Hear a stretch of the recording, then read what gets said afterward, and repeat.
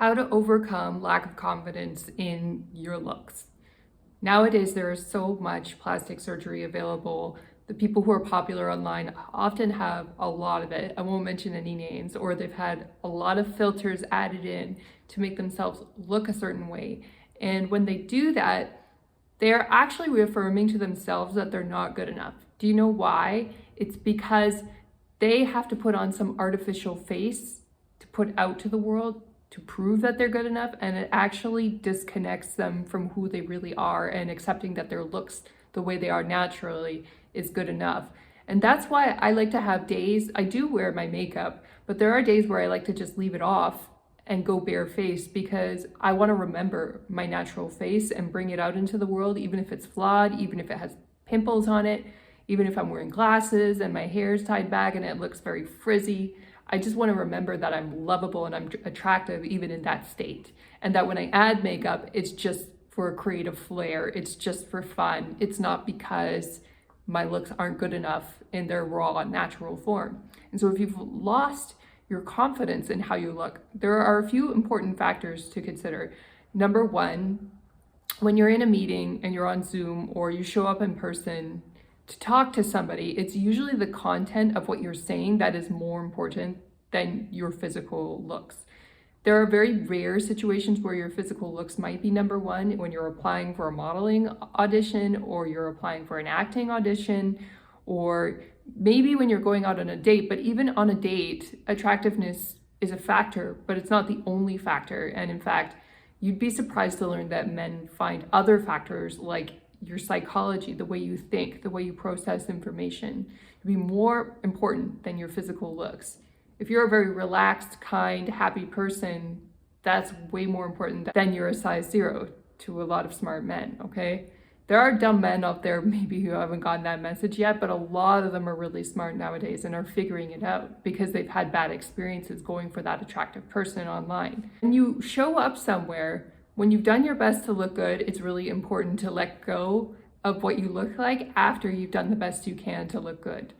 If you're putting off your self-care and you're not taking good care of yourself, then you may want to consider doing more to look your best. There's nothing wrong with investing a little bit of money into clothes that look good and to makeup that looks flattering on you. Nothing wrong with that. You can feel your best when you go out, that you're putting your best foot forward. But don't obsess with perfection. After you've done the best that you can, you have to be a human being and go out and just believe that you're good enough the way you are. And don't freak out that everybody's looking at you. I mean, it's so sad. I've heard women are so self-conscious even when they're intimate with their partners that if they move into a certain position or their face looks funny, that they're going to be perceived as unattractive to their partner. And what's unattractive actually is that insecure behavior, not the fact that their face was in a wonky position when they were intimate. I mean, that just shows that you're a human being, okay? Like, men look funny too, so don't worry about that. It's like, what matters is that the person cares about you and respects who you are. It's not about what you look like under fluorescent lighting.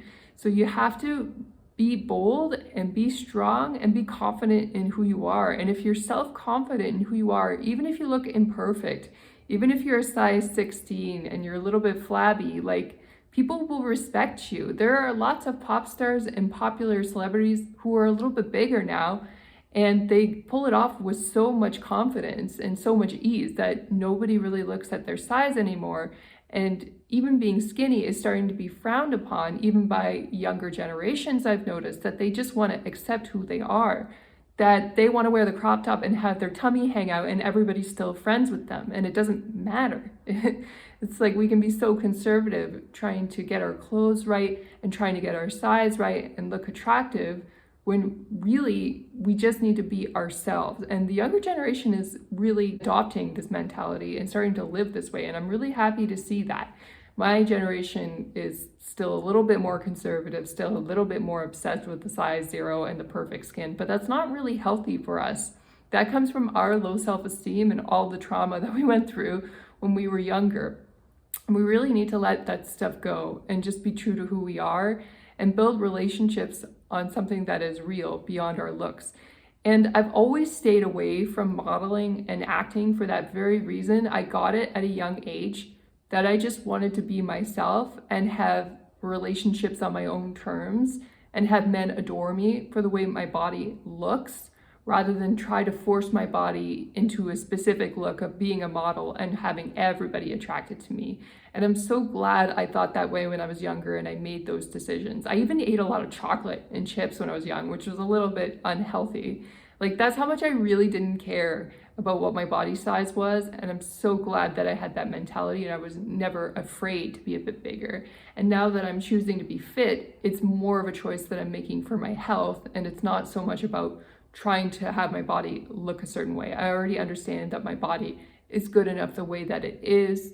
And I'm so lucky to have the body that I have. It has beautiful natural curves in it. I get to be a woman, I get to be feminine, and it's so much fun. And honestly, women are so worried about looking perfect that they miss out on the fun of being themselves, of being in the current body that they're in. You can really take that to the max and really enjoy your life if you have that confidence. But if you're always picking yourself apart and trying to figure out what's the next piece of surgery that I need, or what's the next cosmetic procedure that's on the market, then, or what's the next lipo or the next injection I'm going to get in my forehead, you kind of miss the point. You're kind of acting insecure and you're trying too hard to be perfect.